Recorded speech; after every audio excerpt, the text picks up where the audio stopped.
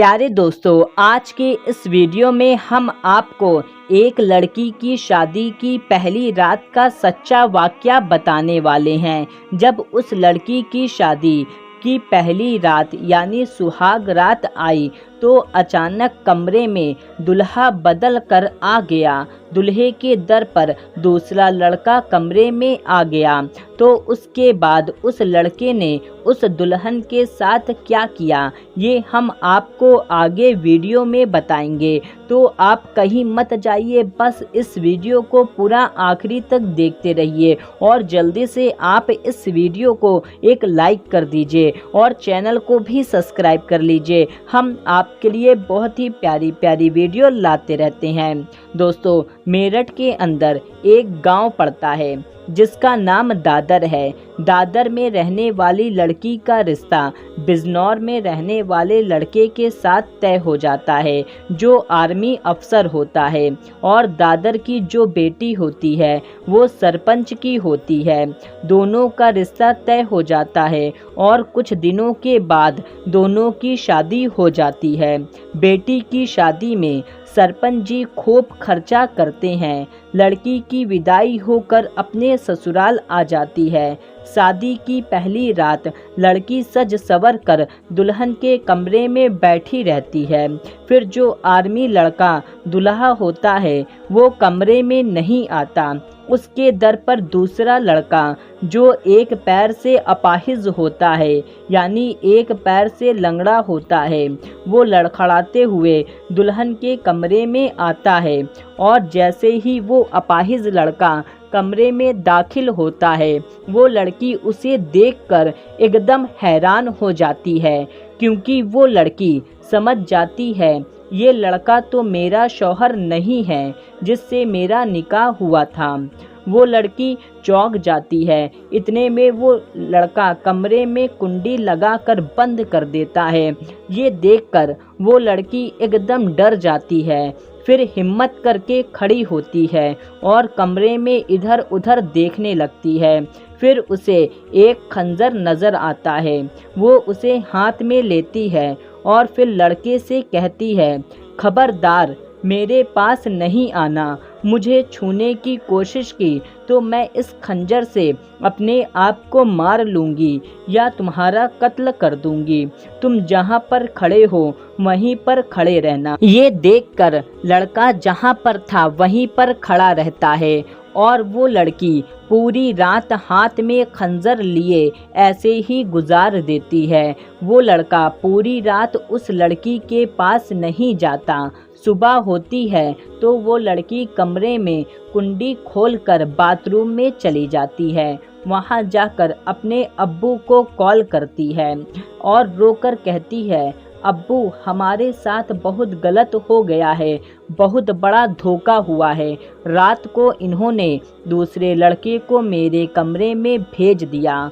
उसका बाप ये सुनकर बहुत गुस्सा होता है और पूछने लगा कि बेटी कहीं तुमने इज्जत को दाग तो नहीं लगने दिया। बेटी बोली, नहीं अब्बू, मैंने अपनी इज्जत की रखवाली पूरी रात खुद किया। हाथ में खंजर लेकर उसे अपने पास नहीं आने दिया। बेटी का बाप कहता है, बेटी मुझे तुम पर नाज है, तुम चिंता ना करो, मैं अभी आता हूँ। और हाँ, तुम इस बारे में किसी से कुछ मत बताना, चुपचाप वहीं बैठी रहना। फिर लड़की वापस अपने कमरे में आ जाती है और चुपचाप बैठ जाती है। फिर थोड़ी देर बाद सरपंच लड़के के घर पहुंच जाता है। ये देखकर लड़के वाले हैरान हो जाते हैं और कहते हैं, सरपंच जी आपका यहाँ आना कैसे हुआ? सरपंच जी कहते हैं, मैं तो पास वाले गांव किसी से मिलने आया था तो सोचा बेटी से मिलता चलूं। ये सुनकर लड़के वाले बहुत खुश हो गए और कहने लगे, तब तो आप चाय पानी पीकर जाना। सरपंच जी कहते हैं, नहीं चाय नहीं पीऊँगा, अब आ गया हूँ तो बेटी को घर लेते जाता हूँ, क्योंकि इसकी अम्मी की अचानक तबीयत खराब हो गई है, 2-4 दिन के बाद वापस आ जाएगी। इस पर लड़के वाले मान जाते हैं और सरपंच की अपनी बेटी को लेकर वहां से रवाना हो जाते हैं। रास्ते में बाप बेटी बहुत रोते हैं। बेटी कहती है, अब्बू, इन लोगों ने हमारे साथ बहुत गंदा मजाक किया है। बाप कहता है, बेटी अब तुम चिंता मत करो और देखो अब मैं इनके साथ क्या करता हूँ। लड़की के ससुराल वाले बहुत खुश हो रहे थे। हमारा प्लान कामयाब हो गया, जैसा सोचा था वैसा हो गया। दोस्तों, हम आपको बता दें, लड़के वालों ने ऐसा इसलिए किया था। दरअसल उस घर में 2 सगे भाई थे। जो एक भाई आर्मी ऑफिसर था और दूसरा एक पैर से अपाहिज था।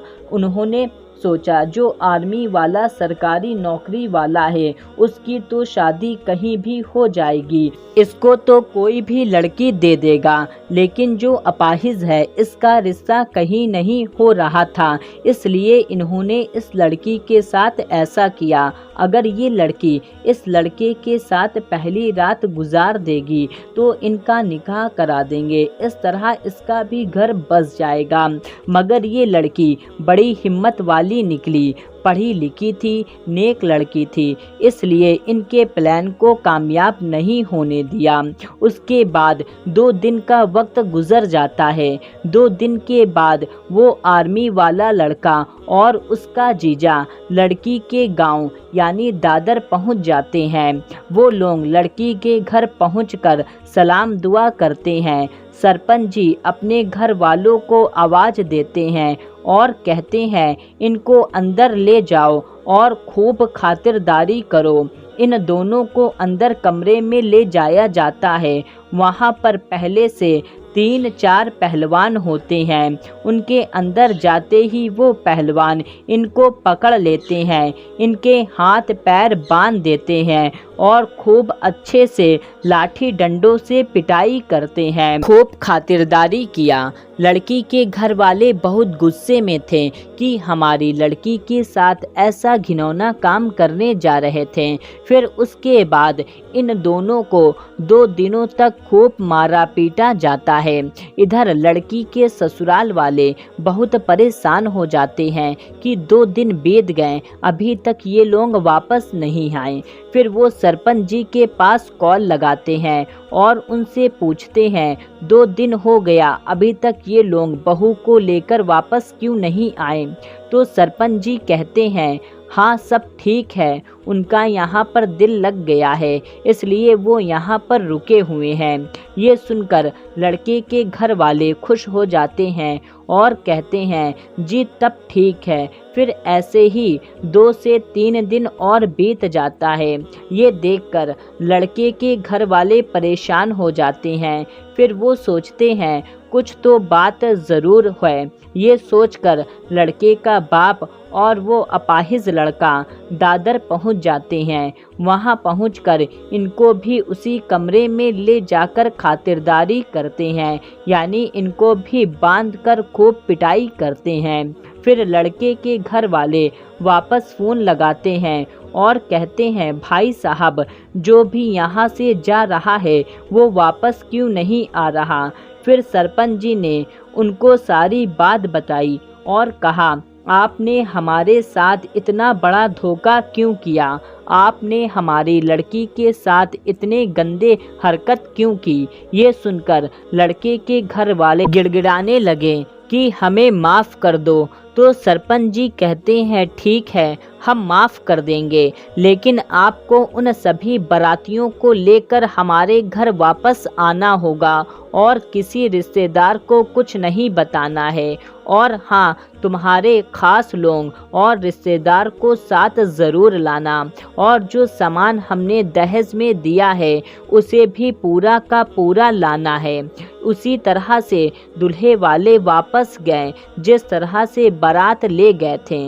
लड़की के घर वालों में बहुत गुस्सा था, वे इन्हें मारना पीटना चाहते थे, पर सरपंच जी समझदार थे, उन्होंने रोक दिया और कहने लगे, इसमें इन लोगों की कोई गलती नहीं, ये तो बस रिश्तेदार और गांव वाले हैं। सरपंच जी ने उनके रिश्तेदारों और गांव वालों को सारी बात बताई, सारी सच्चाई बताई, उनको बताया ये किस तरह से हमारी बेटी की ज़िंदगी खराब करना चाहते थे।